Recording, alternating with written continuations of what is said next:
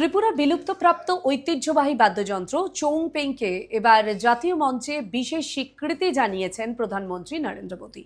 মন কি বাত অনুষ্ঠানে প্রশংসিত হওয়ার পর তাই ত্রিপুরার লোকশিল্পী সুরজ কুমার দেববর্মা ওরফে সদাগরকে সম্বর্ধনা জানালো বিজেপি প্রদেশ নেতৃত্ব। বাঁশের তৈরি এই 3 তার বিশিষ্ট বিশেষ বাদ্যযন্ত্রটি ঠিক কতটা অনন্য এবং এর সুরই বা কেমন তা বিস্তারিত জানালেন শিল্পী। দেখুন সেই প্রতিবেদন।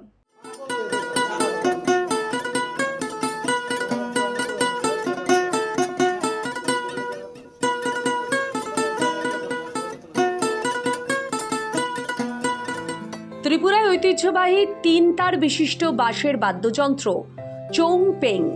এই বাদ্যযন্ত্রের সংরক্ষণ ও প্রসারে বিশেষ অবদানের জন্য শিল্পী সুরজ কুমার দেববর্মা ওরফে সদাগরকে বিজেপির প্রদেশ অফিসে সম্বর্ধনা প্রদান করা হয়। এদিন আগরতলায় বিজেপির প্রদেশ কার্যালয়ে আয়োজিত এই অনুষ্ঠানে শিল্পীকে সম্মাননা তুলে দেন দলের প্রদেশ সভাপতি অভিষেক দেবরায়। অনুষ্ঠানে সদাগর নামটি নিয়ে শিল্পী নিজেই এক চমৎকার ব্যাখ্যা তুলে ধরেন এবং জাতীয় মঞ্চে ত্রিপুরাকে সম্মানিত করার জন্য মাননীয় প্রধানমন্ত্রী নরেন্দ্র মোদীর প্রতি গভীর কৃতজ্ঞতা প্রকাশ করেন। আমার নাম আমার এলাকাতে লোক যারা তারা আমাকে সদাগর নামে ডাক দিত, নাম এইভাবে কইরা নাম ডাক দিত।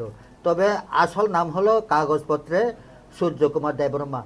এই সূর্যকুমার দেববর্মার এখন বর্তমানে ভারতের প্রধানমন্ত্রী নরেন্দ্র মোদীজির তার মুখের বাণী দিয়ে এখন প্রকাশ করা হলো সূর্যকুমার দেববর্মার নামে।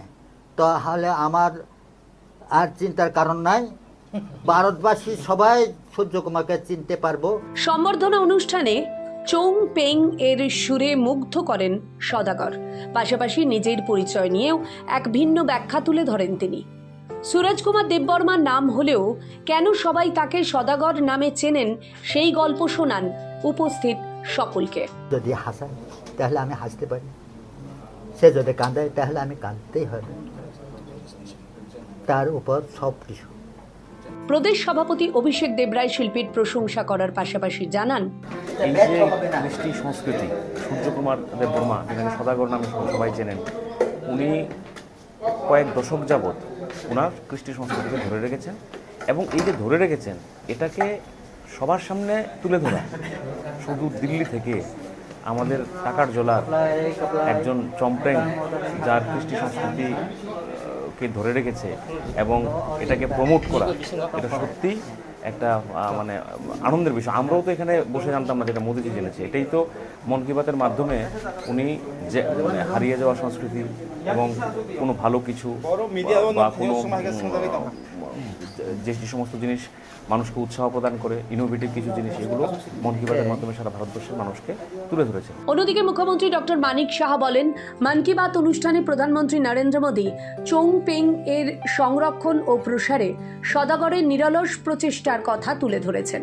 ত্রিপুরার ঐতিহ্যবাহী বাঁশের বাদ্যযন্ত্র জনজাতি সমাজের সংস্কৃতির এক গুরুত্বপূর্ণ অংশ। সময়ের সঙ্গে জনপ্রিয়তা কিছুটা কমলেও সদাগরের উদ্যোগে নতুন প্রজন্মের মধ্যে আবারও চৌংপেং এর প্রতি আগ্রহ তৈরি হয়েছে। মুখ্যমন্ত্রী আরও বলেন, ত্রিপুরার গৌরবময় সাংস্কৃতিক ঐতিহ্যকে জাতীয় মঞ্চে তুলে ধরার জন্য প্রধানমন্ত্রীকে রাজ্যের পক্ষ থেকে আন্তরিক ধন্যবাদ ও কৃতজ্ঞতা জানানো হচ্ছে। শিল্প ও সংস্কৃতির এই স্বীকৃতি আগামী দিনে আরও অনেক শিল্পীকে অনুপ্রাণিত করবে বলেও আশা প্রকাশ করেন তিনি। ত্রিপুরা থেকে দেবাশিস বোসের রিপোর্ট, সিএন ত্রিপুরা।